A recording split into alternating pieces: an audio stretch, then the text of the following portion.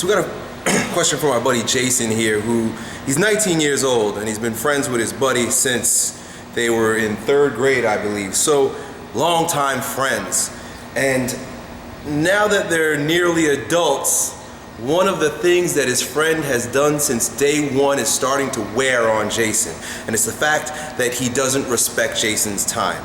Now, mind you, this is not some playground 3rd grade bullshit. Jason's 19 years old, damn near a man, and his friend is of the same age. So he's wondering, where is this disconnect such that my best friend for so many years has such disrespectful behaviors towards me?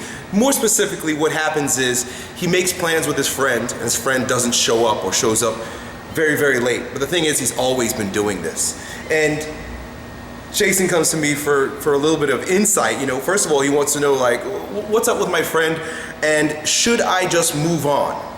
And Jason's very specific about it, the course of action that he's thinking about taking. He's considering just detaching himself completely from his friend and moving on, making him no longer a part of his life because of this disrespect for Jason's time.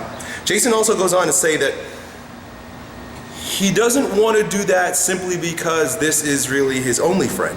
Jason doesn't have an easy time making more friends. So there's a little bit of resistance there, because if he lets go of the one friend that he does have that disrespects his time, then he's going to have to go out and either be by himself or find new friends.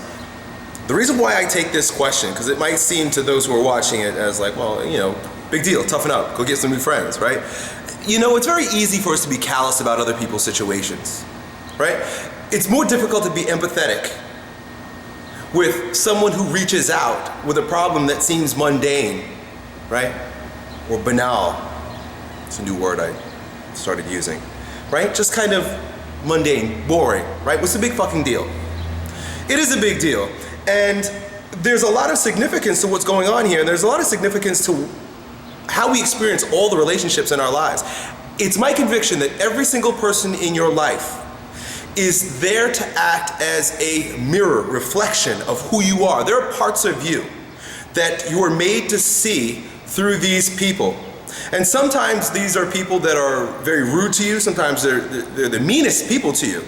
Sometimes they're people that share lots of love with you. Sometimes they're people that almost seem as if they serve no point in your life. But what I'm asking you to explore is, what is your friend trying to tell you? Now, obviously, he's not going to say something out of his mouth, and he doesn't know what's actually going on.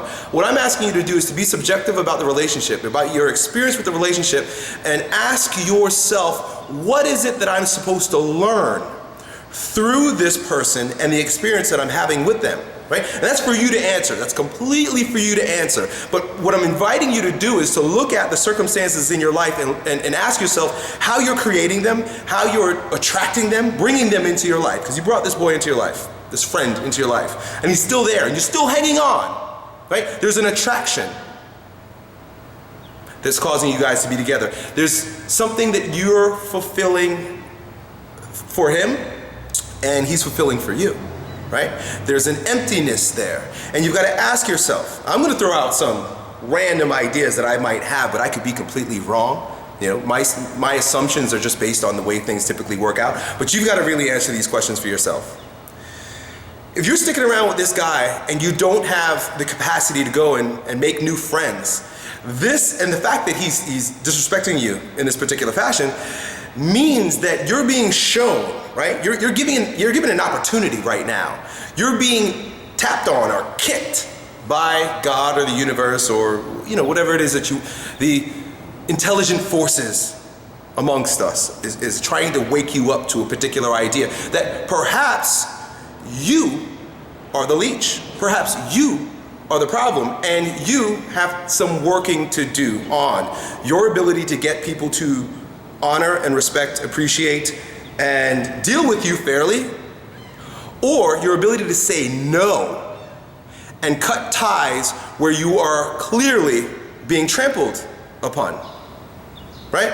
Those could be the case based on the type of character that you are, because if I was in the same situation, it'd be a totally different story. I've had people who are brought into my life that end up disrespecting me, but For me, just because of who I am, and this is why this is all very subjective, I have to typically look at how is it that I need to soften up. See, I'm too hard. I just know that about myself. I'm very yang, right? It's just my natural predisposition.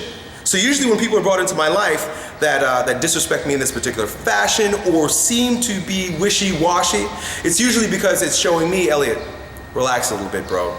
Soften your heart, let this guy in.